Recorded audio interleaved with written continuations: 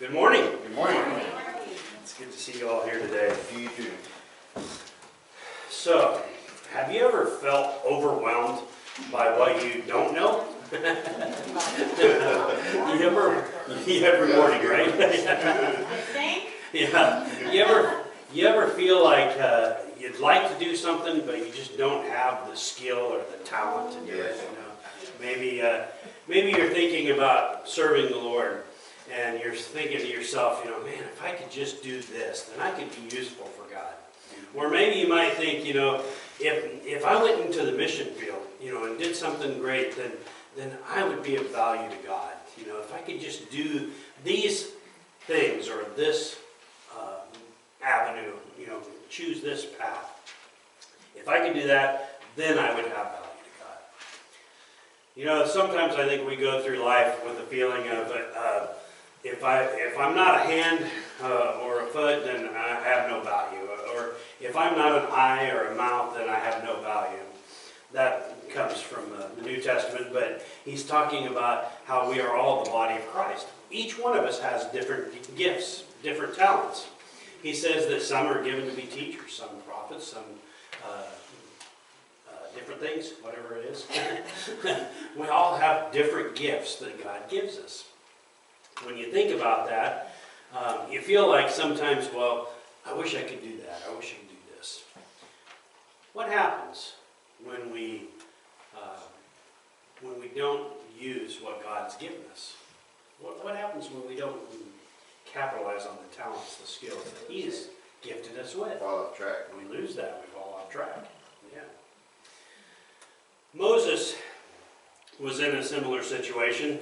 You see, the Egyptians had taken the Israelites captive and made them into prisoners. They were basically slaves for the Egyptian government. And they would make bricks, and they would produce things, and they would build things for the Egyptian people. But it became a little bit of a problem when they started saying, there's too many of them. There's too many Israelites. Their God has blessed them, and they are overwhelming us. So we need to get that under control. We're going to have the midwives to kill the babies when they're born, to eliminate them, so that we don't have so many babies in the world, and this from the Egyptian people. Well, of course, the midwives were not in favor of this, and so as the midwives were confronted later down the road, how come you're not doing what we told you to do? They said the Hebrew women are very robust, and they can have the children before we can even get there, so we can't do what you said to do. And that went on for a little while, but then they said, well, we're going to take it into our own hands. So they began to kill the babies as they were born. And so they cried out to the Lord, and the Lord heard them.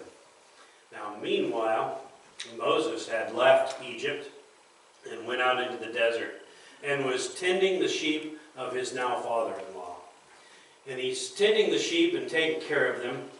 And he's out working one day. I don't know if it would be something like this picture. Probably not exactly like that. But as he was going along, he had a huge stick with him. But I can imagine as he's tending those sheep and taking care of them, that he sees a bush that's burning. And, I've heard people say that in that area, as hot as it is and with a little bit of wind, friction, that it wouldn't be uncommon for a bush to catch fire. But what was peculiar about this bush is it didn't burn up. So Moses went over to investigate, and as he got near, a voice came, and he says, "You are standing on holy ground. Remove your sandals." So Moses did that. And God began to talk to him. And he said, "My people have called out to me. My people have called out and asked for my help, and I want you to go. I want you to go and deliver them. Bring them out of that land and bring them into the land that I have promised them." So Moses' reply in Exodus chapter 4, if you want to turn there with me. In Exodus chapter 4, Moses says, "What if they do not believe me? Or listen to me and say, 'The Lord did not appear to you'?" Then the Lord said to him, "What is that in your hand?" "A staff," he replied. The Lord said, "Throw it on the ground." So he threw it on the ground. And it became a snake. And he ran from it. Now mine didn't. Wait a minute. Oh, no. But he ran from it. Then the Lord said to him, "Reach out your hand and take it by the tail."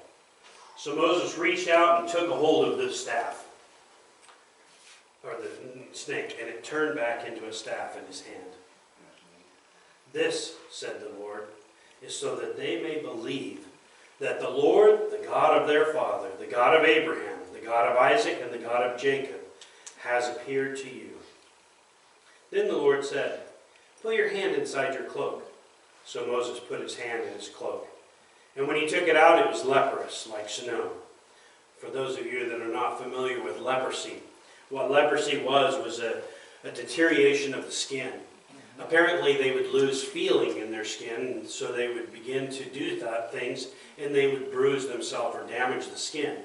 Didn't even realize they were doing it, and it would become infected, and it would begin to deteriorate. The skin would basically fall off, and so the leprosy was a very feared disease. He puts his hand in his garment, and it turns as white as snow. And he pulls it out, and God says, "Put it in again." And he does. And it comes out perfectly restored. Then the Lord said in verse 8, "If they do not believe you or pay attention to the first miraculous sign, they may believe the second. But if they do not believe these two signs or listen to you, take some water from the Nile and pour it on the dry ground. The water you take from the river will become blood on the ground." And Moses said to the Lord, "O Lord, I have never been eloquent, neither in the past nor since you have spoken to your servant. I am slow of speech and tongue." So what I want you to see here is that Moses, although he believed in God, he trusted God, had a fear. And the fear was that he wasn't good enough. That he didn't know enough, that he wasn't eloquent enough, that he couldn't speak good enough to be able to convince the people. So God says, "What's that in your hand?" Sometimes we're always looking at the other side of the fence of what somebody else has, some other skill that somebody has, and thinking to ourselves, "Man, I wish I could do that," or "If I could only do that, then I would serve the Lord. If I only had this much money, then I could just serve the Lord. If I had these or that, I could serve the Lord." But Moses had a staff in his hand, and God says, "What's that in your hand?" "Well, it's a staff. I can use that. I can work with that. It's a stick. I mean, it's nothing great. It's just a stick." And God says, "I can work with that." He says, "Throw it on the ground," and it turns into a snake. Pick it up. Now, do you remember anything else that he does with that stick? Like putting it down into the water and the water parts? Yeah. Or when he hits the rock and the rock brings forth water? God used what Moses had. Sometimes we get a little bit overwhelmed about what we don't have. But what if God could use whatever was in our hand?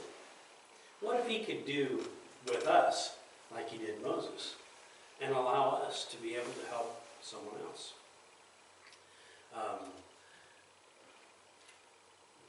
Ron and I have learned a lot about the counseling stuff, and it's been really helpful for us individually in our marriage, as well as helping other people. But it never ceases to amaze me how God can work. I'm not eloquent of speech. I don't have all of the right answers. We'll be sitting with somebody and we'll be talking to them. And God will prompt us with something, and it's like we share that, and it's like, how did you know that? Or where did you think of that? And it's like, that's God. That's the Holy Spirit working. And it's like, He could use me. He could use something that I know. I don't know very much. How could He do that? But God can use whatever's in our hand, whatever we have. There's another story that I'd like to share with you from the New Testament. It comes from Matthew chapter 6. And in Matthew chapter 6, Jesus is going along and He's teaching people, and people are coming and they're following Him, and they're so interested in two things. They're primarily interested in the miracles that He's performing. People hear that He's coming and they gather all of their sick, all of their dead, or not dead, they gather up all of their sick and the blind and those paralyzed, and they bring them to Jesus, and Jesus heals them. So everywhere He goes, a crowd gathers. But then He also teaches them. And they say that He speaks with some kind of authority, and I don't understand it, but it's something neat. It's something amazing. In Mark chapter 6 and verse 30, he says, the apostles gathered around Jesus and reported to Him all that they had done and taught. Then because so many people were coming and going that they did not even have a chance to eat, He said to them, come with me by yourselves to a quiet place and get some rest. So they went away by themselves in a boat to a solitary place. But many who saw them leaving recognized them and ran on foot from all of the towns and got there ahead of them. When Jesus landed and saw a large crowd, He had compassion on them, because they were like sheep without a shepherd. So He began teaching them many things. By this time, it was late in the day, so His disciples came to Him. This is a remote place, they said, and it's already very late. Send the people away so that they can go into the surrounding countryside and villages and buy themselves something to eat. But Jesus answered them, you give them something to eat. They said to Him, that would take 8 months of a man's wages. Are we to go and spend that much on bread and give it to them to eat? How many loaves do you have? He asked. Go and see. When they found out, they said 5 and 2 fishes. From the other accounts, we know that it came from a little boy that was there. He had 5 small fish, 5 small loaves and 2 small fish. Verse 39, then Jesus directed them to have all of the people sit on the ground, on the green grass. So they sat down in groups of hundreds and fifties, taking 5 loaves and 2 fishes. And looking up to heaven, He gave thanks, and He broke the loaves. Then He gave them to the disciples to set before the people. So He also divided the 2 fish among them. They all ate and were satisfied. And the disciples picked up 12 basketfuls of broken pieces of bread and fish. The number of the men who had eaten was about 5,000. Now, think about that for a minute. This boy, so small boy, has 2 small loaves, or what is it, 5 small loaves and 2 fishes, and he comes, and they say, hey, this is all we got. This is, everybody's eating everything else, but this boy has this. And he says, I can work with that. I can do that. And he takes the 2 loaves and the fishes. I keep saying that wrong, don't I? He takes the 5 loaves and the 2 fishes, and he makes a meal. Not just a small meal, one that would feed 5,000. That's a lot. And then, just to show that it wasn't just everybody taking a small piece, he says, pick up what's left over. And so they go and they pick up what's left over and end up with 12 basketfuls. Now that shows you that God can use whatever we have. He uses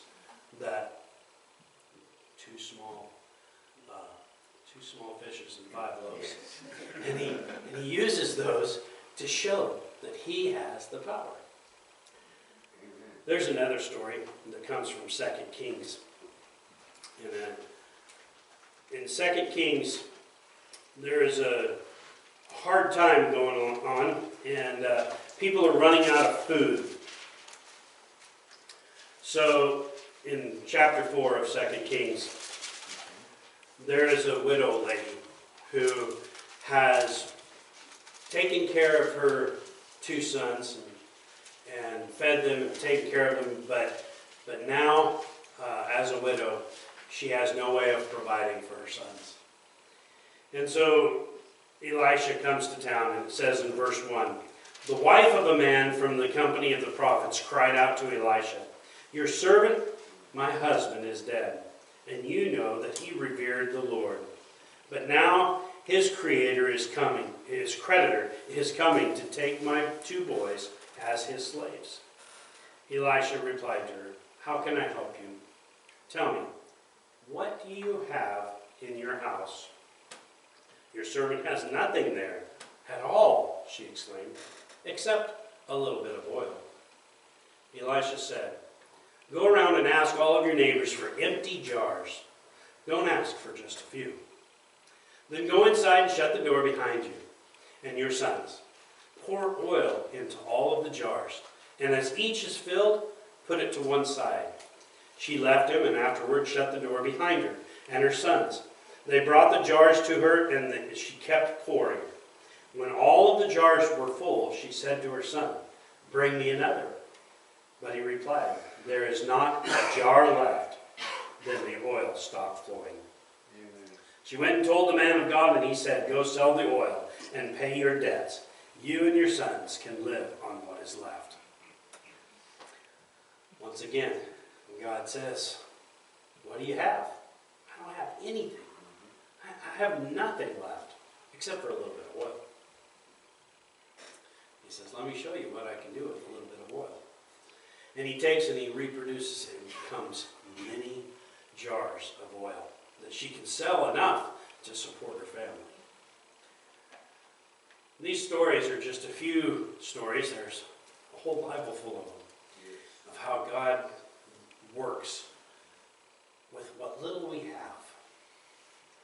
When sometimes we feel like we're not good enough, or we're not qualified, we're not smart enough, or we don't have the eloquence to present stuff. Instead of saying, "I can't do anything, I don't have anything," look and see what's in your hand. What do you have? What has God given you? What kind of things has He blessed you with? And are you using them for Him? Because sometimes we feel like, I can't share the gospel with somebody because I don't know how. I don't have all the answers. I don't know very much myself. But you know what? I believe that whenever we use what God's given us, He will give us more. So to be able to take what God's blessed us with and see how we can use it for Him, to His glory. Whether it be a few fish, a few loaves, whether it be a little bit of oil or a staff in your hand, whatever it is that God has blessed you with, to give it to God, to say, "I will use this for your glory, however you see fit." And there's a verse in Philippians chapter 4.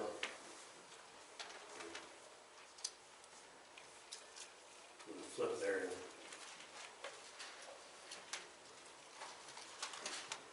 In Philippians chapter 4, he says in verse 10, "I rejoice greatly in the Lord that at last you have renewed your concern for me. Indeed, you have been concerned, but you had no opportunity to show it. I am not saying this because I am in need, for I have learned to be content with whatever the circumstances. I know what it is to be in need, and I know what it is to have plenty. I have learned the secret of being content in any and every situation, whether well-fed or hungry, whether living in plenty or in want. I can do everything through Him who gives me strength." Paul had come to the secret of understanding that no matter what the circumstances, whether he has a whole lot or just a little, whether he's hungry or well-fed. It doesn't really matter, because he's learned the secret that God can do all things through those who allow him to work. I can do everything through him who gives me strength.